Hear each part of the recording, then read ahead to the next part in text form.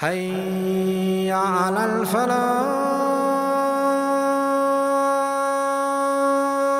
Brothers and sisters, if I were to ask you, who is your protector? As a believer, you would say Allah. If I were to ask you, who is sufficient for you? As a believer, you would say Allah. If I were to ask you that who is going to guard you from evil, you would say Allah.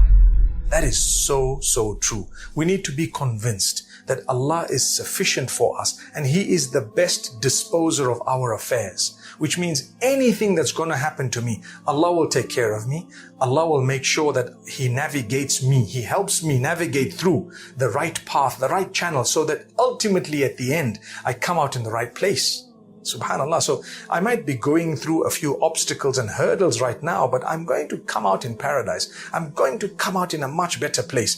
These days will not last forever. When the Prophet ﷺ was faced with an army that he was told about, that was well equipped, that was heading in his direction, he made one supplication, the same supplication that was made by the Prophet Abraham, may peace be upon him, when he was cast into the hot burning flame by his own father. He said, Hasbunallahu wa ni'mal wakil. Allah is sufficient for us and He is the best disposer of our affairs. As a result, Allah granted Ibrahim alayhi salam safety and security. And as a result, Allah granted the Prophet Muhammad, peace be upon him, and his people, the companions, Allah granted them victory. Yes, the war took place, but guess what? They won. They won the war against all odds. We've spoken about the Battle of Badr, against all odds. So many times this has happened. And ultimately, finally, what happened? Look where Islam is today. Look at the victory of Mecca. There may have been certain losses during the life of Nabi sallallahu alaihi wasallam and at the time of the Sahaba radiyallahu anhum, but ultimately there was victory. Where is the evidence of it? The number of Muslims on earth today. You and I are sitting, studying the Quran and the Sunnah that they fought for. They fought to actually pass it on. They passed it on. We got it. That's a victory. That's a great success. Some of them lost their lives. Allah will grant them martyrdom and Jannah. But they delivered the goods. They struggled for many years. They lost some of the battles. Subhanallah. But ultimately they were victorious. The purpose was achieved. Subhanallah. So this is a dua you need to constantly read when you're feeling unsafe, when you get some bad news, when you're feeling insecure. Allah will heal you. Just call out to Allah, Hasbunallahu wa ni'mal wakil. The minute you hear someone is threatening you, Hasbunallahu wa ni'mal wakil. You're threatening me, Allah is sufficient for me and He is the best disposer of my affairs. Allah says there is nothing that anyone can do against you. Nothing. So Allah will comfort you, heal you. Allah gives you the hope, and I'm convinced nothing can ever happen to me except that which Allah has willed. Allah wills something, nothing can stop it. Allah did not will something, nobody can do it. May Allah subhanahu wa ta'ala grant us from that beautiful comfort. Now, in life we sometimes hear bad words against us, and really bad words, and people harass us and they trouble us because of our belief. I'm a Muslim. To practice Islam is not easy. Sometimes I may be a Muslim in a family that's not Muslim, that doesn't accept the fact that I'm a Muslim. Sometimes I may be a Muslim in a family of Muslims who are not practicing, and I want to practice and they simply don't want.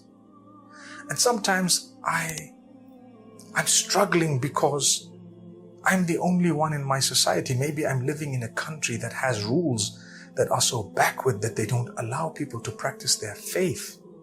Subhanallah. What do I do?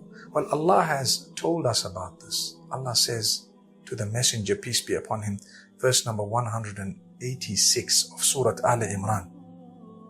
Allah says, وَلَتَسْمَعُنَّ مِنَ الَّذِينَ أُوتُوا الْكِتَابَ مِنْ قَبْلِكُمْ وَمِنَ الَّذِينَ أَشْرَكُوا أَذًى كَثِيرًا. Allah says, you will hear from people of other faiths, perhaps the Jews, the Christians, and even the polytheists. Allah says, you will hear from them a lot of adha. You will hear a lot of harm, rumors. They will say false things. They will say the worst of things. They will harass you. They will trouble you. They will probably not allow you at some point to even follow your faith and so on.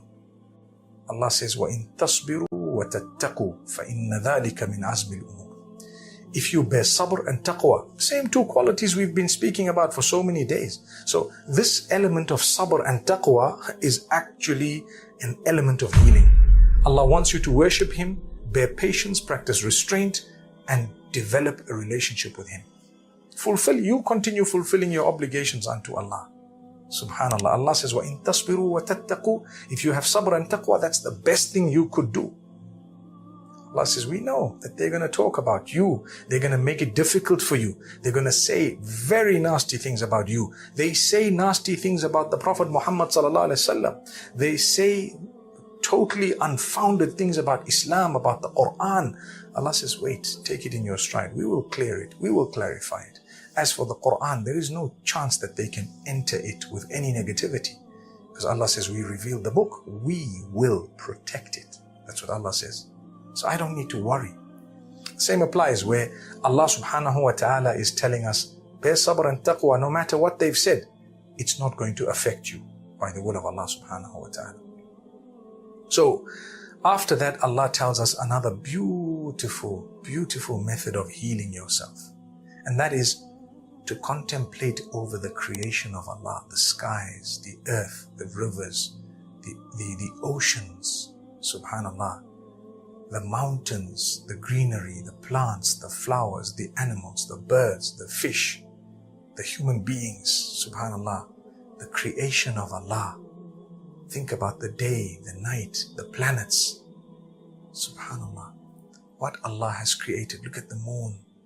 Look at everything and think about the greatness of the one who made all those things. Ibrahim alayhi salam looked at the sun and the moon and the stars, and subhanallah, it drew him, it led him to worshipping the maker of all of that. And it developed a beautiful bond for him with Allah subhanahu wa ta'ala. So Allah is telling us in verse number 190 of Surah Al-Imran, Allah saying, إِنَّ فِي خَلْقِ السَّمَاوَاتِ وَالْأَرْضِ وَاخْتِلَافِ اللَّيْلِ وَالنَّهَارِ لَآيَاتٍ لِأُولِي الْأَلْبَابِ.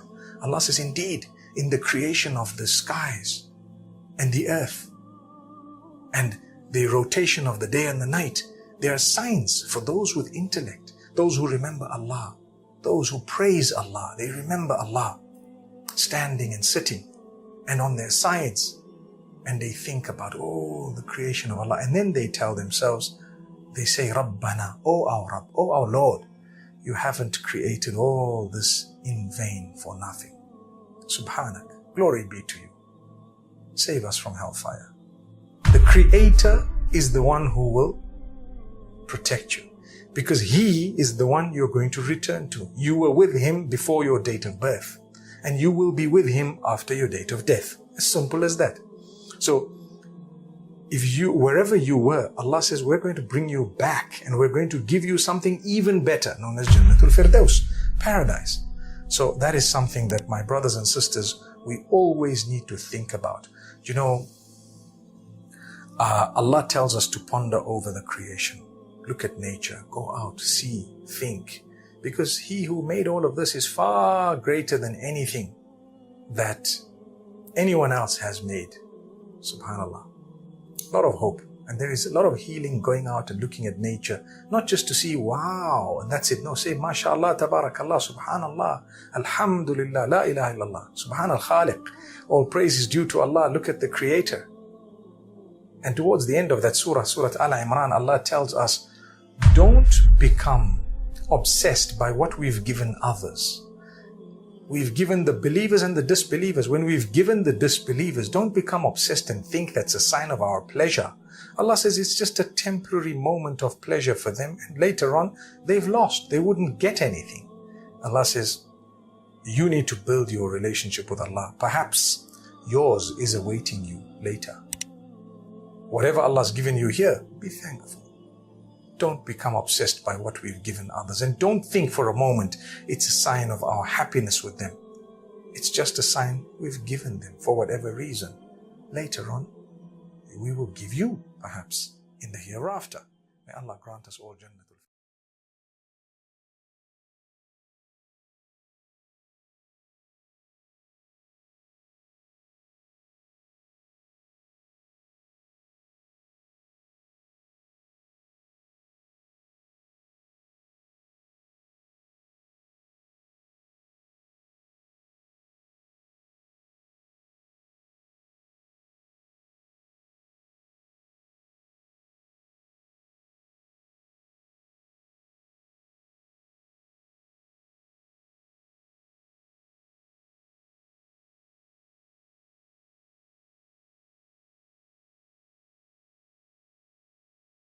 Thank you so much for listening to this short message. I pray that it has increased you in a little bit of motivation and hope, and the same applies to all of us. Jazakumullah khair. Assalamu alaikum wa rahmatullahi wa barakatuh.